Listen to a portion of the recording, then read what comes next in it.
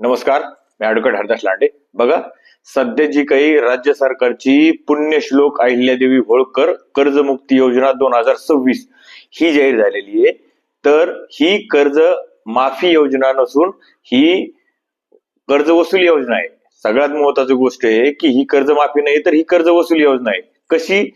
याच्यामधून जवळपास 95% शेतकरी ह्या कर्जमाफीमध्ये बसणार नाही. कशामुळे बसणार नाही त्या संदर्भात आज मुद्देसूद तारखावाईज आपण या व्हिडिओमध्ये माहिती बघणार आहोत. याच्या अगोदर आपण एक व्हिडिओ बनवलेला आहे या संदर्भामध्ये, पण त्याच्यामध्ये आपण एवढं डिटेलमध्ये बघितलेलं नाही. आणि 95% लोक कसे या कर्जमाफीतून वगळणार आहे हे ह्या व्हिडिओमध्ये आपण मुद्देसूद बघणार आहेत. सगळ्यात पहिले सांगतो, इतक्या हुशारीना इतक्या सविस्तर पद्धतीने शासनाने काय केलेलं आहे, एक अभ्यास समिती नेमली याच्यासाठी.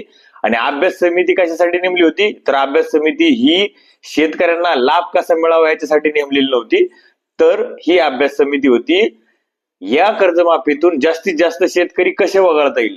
आणि ह्या समितीने असा अभ्यास केलाय की जवळपास 95% शेतकरी जवळपास या कर्जमाफीमधून काढून टाकलेले आहेत. आता ते कशा पद्धतीने सांगतो बघा. हे सांगायच्या अगोदर आपल्याला याच्या अगोदर जी काही 2019 ची कर्जमाफी होती, महात्मा फुले कर्जमुक्ती योजना, ती कर्जमाफी योजना समजून घ्यावा लागेल. कारण की ती कर्जमाफी योजना समजल्याच्या नंतरच आपल्याला ह्या कर्जमाफीमध्ये काय लाभ मिळणार आहे ते या गोष्टीतून कळणार आहे. आता 2019 जी काही कर्जमाफी झाली महात्मा फुले कर्जमुक्ती योजना, तिची जी काही तारीख होती, आता तारखेचा खेळ खूप महत्वाचा आहे. कारण की ह्या तारखेमध्येच तुम्हाला कर्जमाफी मिळणार आहे का नाही मिळणार हे ठरणार आहे. ह्या तारखेच्या कट ऑफ डेट मध्ये तुम्ही बसत असले तरच तुम्हाला कर्जमाफी मिळणार आहे. आणि ह्या तारखेमध्ये जवळपास 95% लोक बसणार नाही, हे मी माझं मत सांगतोय. जवळपास 95% बसणार नाही.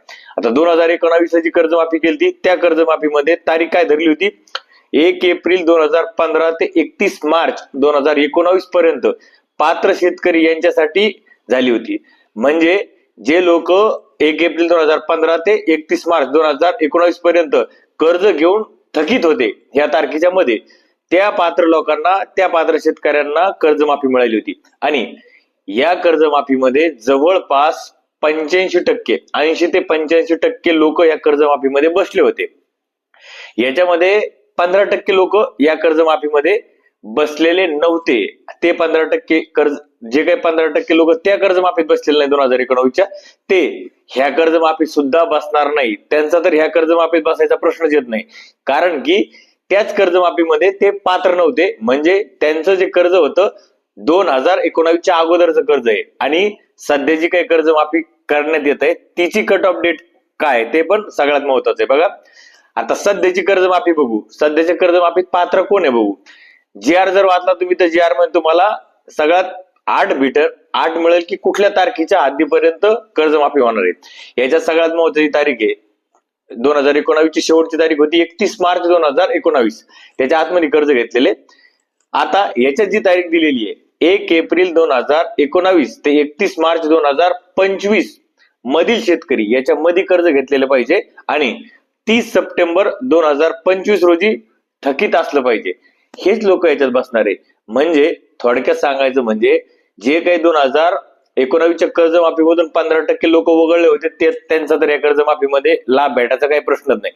आता ज्या लोकांनी 2019च्या कर्जमाफीचा लाभ घेतलेला आहे आणि लाभ घेतल्याच्या नंतर परत पीक कर्ज घेतलेलं आहे बँकेकडून आणि पीक कर्ज घेऊन परत ते 30 सप्टेंबर 2025 पर्यंत थकीत झालेलं आहे, या शेतकऱ्यांना लाभ मिळणार आहे का तर या शेतकऱ्यांना सरळ सरळ या कर्जमाफीमधून वगळण्यात आलेला आहे. वगळण्यात आलेलं आहे म्हणजे काय तर यांच्या तोंडाला फक्त पानं पुसण्याचं काम केलेलं आहे. याच्यामध्ये फक्त 50,000 रुपये अशा शेतकऱ्यांना मिळणार आहे की ज्या शेतकऱ्यांनी महात्मा ज्योतिबा फुले 2019च्या कर्जमाफीचा लाभ घेतला होता. त्या शेतकऱ्यांना ह्या कर्जमाफीमध्ये जर त्यांचं कर्ज जर थकीत असेल, घेऊन जर थकीत असेल, कारण की साहजिक गोष्ट आहे 2019ला कर्ज माफ झाल्याच्या नंतर उचलणारे कोण आहे, ज्यांनी लाभ घेतला होता तेच सगळे लोक आहे. आणि जर तेच लोक या कर्जमाफीतून वगळले असेल तर मग कर्जमाफी कोणाला देण्यात येणार आहे हा प्रश्न आहे. कर्जमाफी तर आकडा तर खूप मोठ्या प्रमाणात सांगण्यात येतो. आता ज्या 2019च्या कर्जमाफीमध्ये 80-85% लोकांनी कर्ज माफ होऊन नंतर परत पीक कर्ज घेतलं, त्यांचं कर्ज थकीत आहे, त्यांना फक्त 50,000 रुपयाची बोळवण करण्यात येते आणि 50,000 रुपये त्यांना देण्यात येणार आहे. कधी देण्यात येणार आहे? जर त्यांचं कर्ज 50,000 रुपयापर्यंत असेल तर ते पूर्ण माफ होणार आहे. पण जर ज्यांनी पूर्वीच्या कर्जमाफीचा लाभ घेतला त्यांनी परत कर्ज घेतलं आणि ते कर्ज आज रोजी व्याज आणि मुद्दल दोन्ही मिळून 50,000पेक्षा जर जास्त असेल तर उर्वरित 50,000पेक्षा जास्तची सगळीची सगळी रक्कम ही शेतकऱ्याला भरायची आहे. त्यामुळं मी पहिल्याच एका शब्दात सांगितलं की ही कर्जमाफी योजना नसून शासनाने सरळ सरळ 2019 मध्ये 2019 मध्ये ज्या शेतकऱ्यांना लाभ घेतलेला आहे त्यांच्यासाठी ही कर्जमाफी नसून कर्ज वसुली योजना आहे. हे क्लिअर कट दिसतंय. का कर्ज वसुली योजना आहे? 50,000 रुपये सरकार देणार आहे. जर 50,000 रुपयासाठी जर शेतकऱ्याला जर कर्ज भरता येत नसेल तर जर त्यांच्याकडे एवढे पैसे असते 50,000 रुपयापेक्षा जास्त तर त्यांनी तुमच्या 50,000 रुपयाची वाट बघितली नसती. त्यांनी स्वतः जाऊन त्या ठिकाणी कर्ज भरलं असतं. तुमच्या 50,000 रुपयाची वाट बघायची काही गरज नव्हती शेतकऱ्याकडे. जर पैसे असते तर पैसे नाही म्हणून या पद्धतीचा विषय या ठिकाणी आलेला आहे. त्यांनी वाटच बघितली नसते तुमच्या 50,000ची. म्हणजे सरळ सरळ ही कर्जमाफी नसून कर्ज वसुली योजना आहे. आता बघा हे तर तुम्हाला गोष्ट लक्षात आलेली आहे. आता कर्जमाफी किती जाहीर केलेली आहे? कर्जमाफी ही जवळपास 36,580 कोटीचा लाभ मिळणार आहे. पहिले तर सगळ्यात अगोदर मला हे विचारायचंय, ज्या लोकांनी अभ्यास केलेला आहे, जर 2019 मध्ये वगळलेले शेतकरी याच्यात बसणार नाही.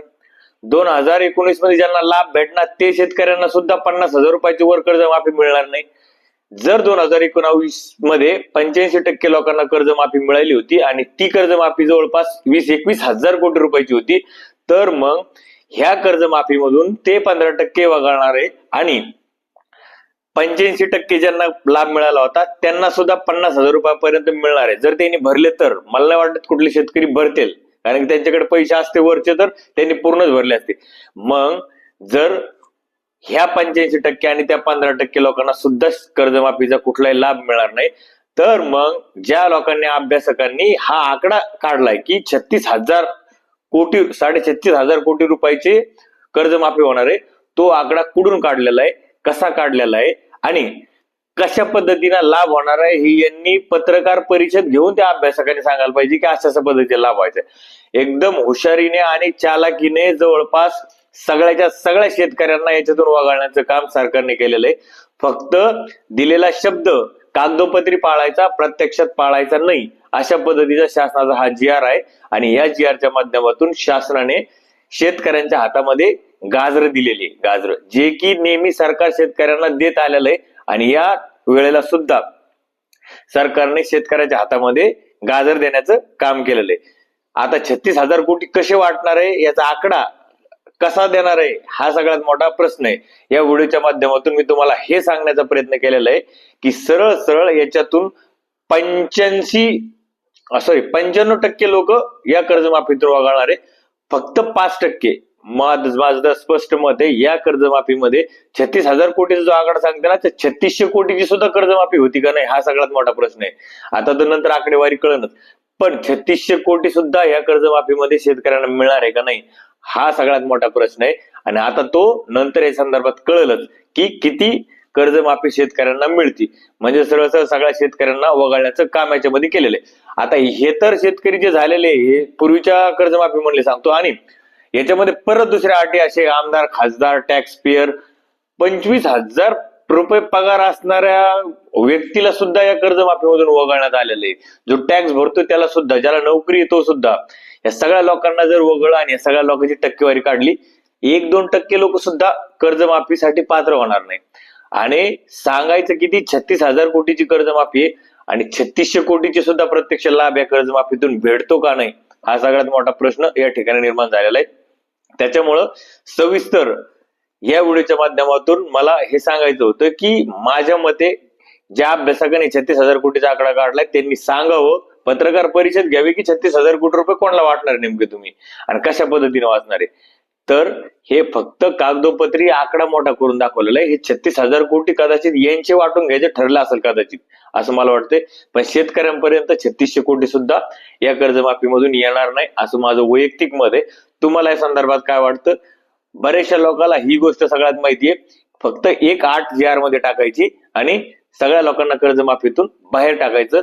अभ्यासकांनी फक्त हेच काम केलंय 6 महिने की शेतकऱ्यांना दिल्यासारखं करायचं आणि द्यायचं तर कोणालाच नाही अशा पद्धतीचा अभ्यास करून अहवाल मागवायचा आणि पैसे द्यायची गरज नाही पडली पाहिजे अशा पद्धतीनं कर्जमाफीचा GR काढायचा. हे या सरकारच्या माध्यमातून केलेलं आहे. आणि परत एकदा जर अशाचा असा GR जर लागू जर झाला, याच्यामध्ये जी काही नियम आठ टाकलेली आहे 2019च्या कर्जमाफीची, मुळामध्ये 2019च्या कर्जमाफीचा संबंध येतच कुठं? जुनी काय झालं, जुन्या कोणती कर्जमाफी झाली, 2017 झाली, 2019 झाली, ह्या कर्जमाफीचा कुठला संबंध नाही घ्यायला पाहिजे. सरळ सरळ 30 सप्टेंबर 2025 रोजी राज्यामध्ये थकीत असणाऱ्या सरसगट शेतकऱ्याला 2 लाख रुपयापर्यंत कर्जमाफी देणे गरजेचं आहे. पण याच्यात अशा चाळण्या लावलेल्या आहे की ज्याच्यातून 2-4% लोक खाली याच्यामध्ये पात्रता यादीमध्ये आले पाहिजे अशा पद्धतीचा हा GR काढलेला आहे आणि अशा पद्धतीचे चाळण्या लावलेले. त्याच्यामुळं या कर्जमाफीतून कोणाला फायदा होईल असं मला वाटत नाही. आता सरकार याच्यावरती जेव्हा लोक आवाज उठवतील किंवा या संदर्भात सांगतील, याच्यात सरकार काही बदल करतं का हे आता बघणारा काळ ठरेल आता. कारण की येणाऱ्या काळामध्ये कळेलच आपल्या सरकार याच्यामध्ये काय स्पष्टीकरण देतं किंवा याच्यामध्ये काही परत त्यांच्याकडून काही GR मध्ये चेंजेस वगैरे किंवा बदलून येतो का हे आता येणारा काळ ठरेल. बघा, तुम्हाला जर माहिती आवडली असेल, तुम्ही जर व्हिडिओ जर फेसबुकला बघत असाल तर फॉलो करा. जर तुम्ही जर व्हिडिओ जर युट्यूबला बघत असाल तर आपल्या कायद्याच्या बोल चॅनलला सबस्क्राईब करा. कारण की असेच नवनवीन माहितीचे कायदेशीर माहितीचे व्हिडिओ आपण आपल्या चॅनलच्या माध्यमातून बघत असतो. धन्यवाद.